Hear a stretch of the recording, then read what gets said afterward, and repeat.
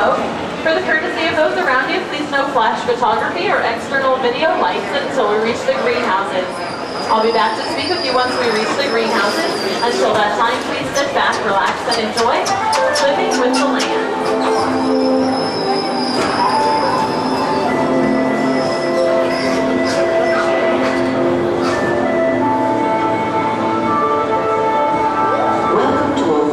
Discovery and awareness of the richness, the diversity, and the often surprising nature of living with the land.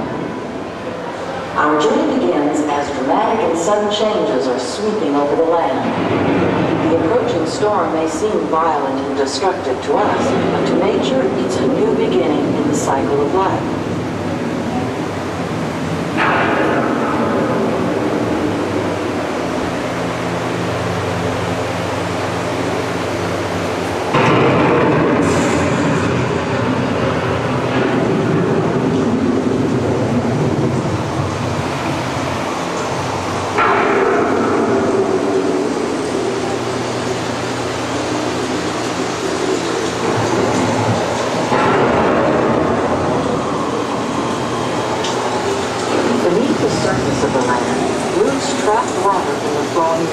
Extracting precious nutrients and minerals.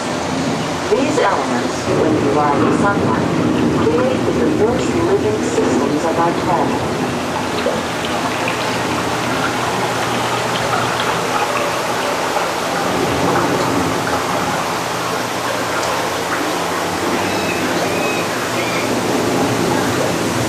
One of those living systems is the rainforest, home to the most amazing concentration of life on our planet. These dense and beautiful forests cover only a tiny portion of the Earth's surface, but they contain more than half of its plant and animal species. Rainforests are also extremely rich and productive living systems, providing us with oxygen, food, medicine, and other elements essential to our lives.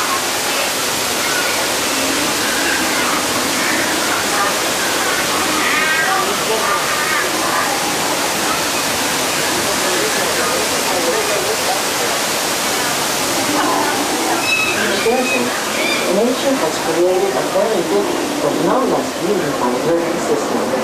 And while this arid landscape may seem like this, it is very much alive.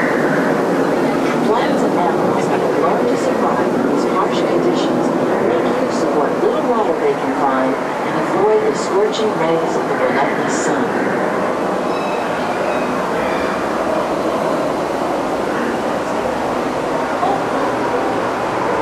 The American prairie once appeared as desolate as the desert, but over time, rainwater and nutrients gradually penetrated the hard surface of this land. Even the hooves of the mighty buffalo helped create the rich soil that would one day become home to the American farm.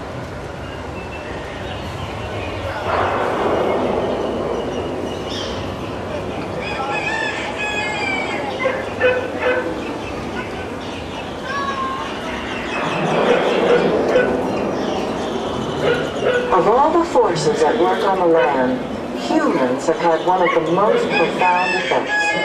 The need to produce food for a growing world led to the enormous use, and sometimes overuse, of the land. In our search for more efficient ways to grow food, we often fail to realize the impact of our methods.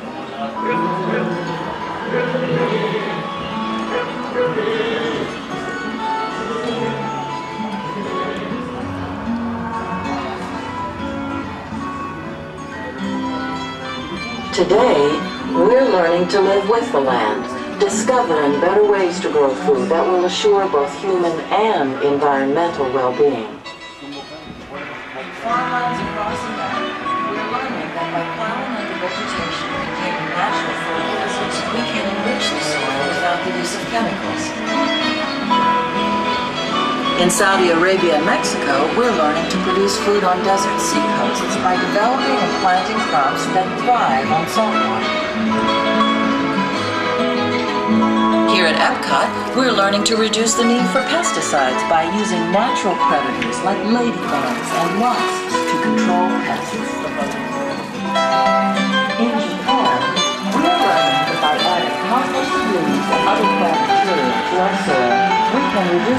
for fertilizers. In farmlands across America, we're learning that by plowing into vegetation containing lots of fertilizers,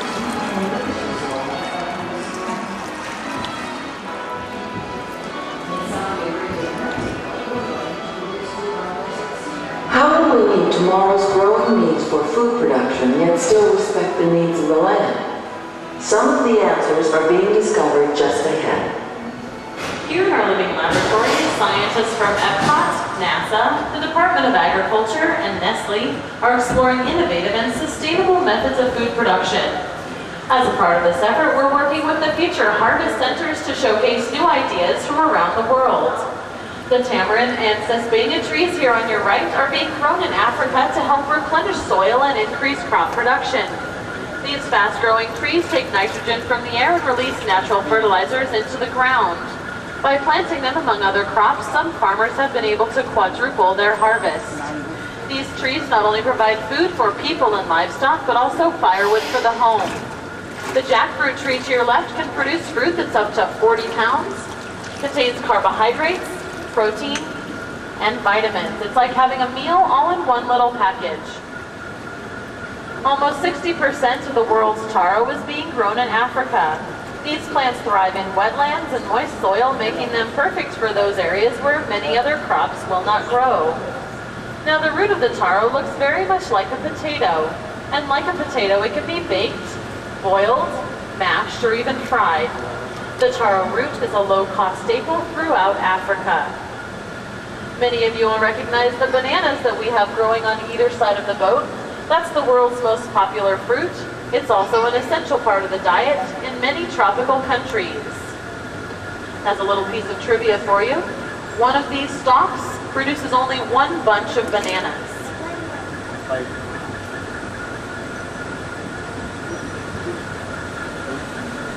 When I mention farming, you probably don't think about fish, but fish farming or aquaculture is being used to increase production and protect wild fish stocks.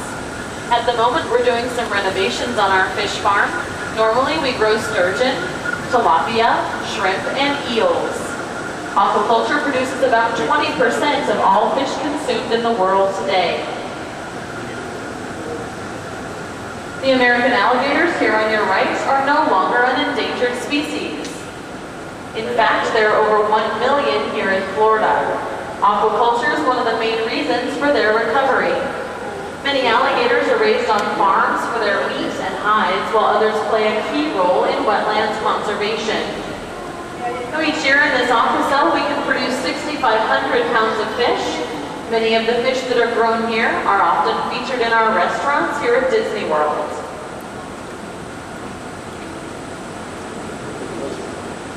Pumpkins and corn are just two of the many important crops that originated in Latin America. The Cinderella pumpkins here to your left share their name with the world-famous Cinderella coach from the movie because of their shape.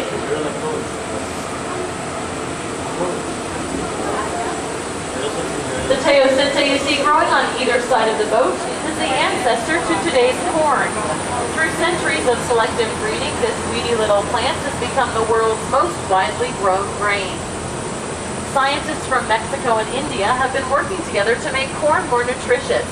The stalks you see to your left produce corn that may look and taste just like regular corn, but in fact have as much protein as cow's milk. This is a major breakthrough in fighting malnutrition.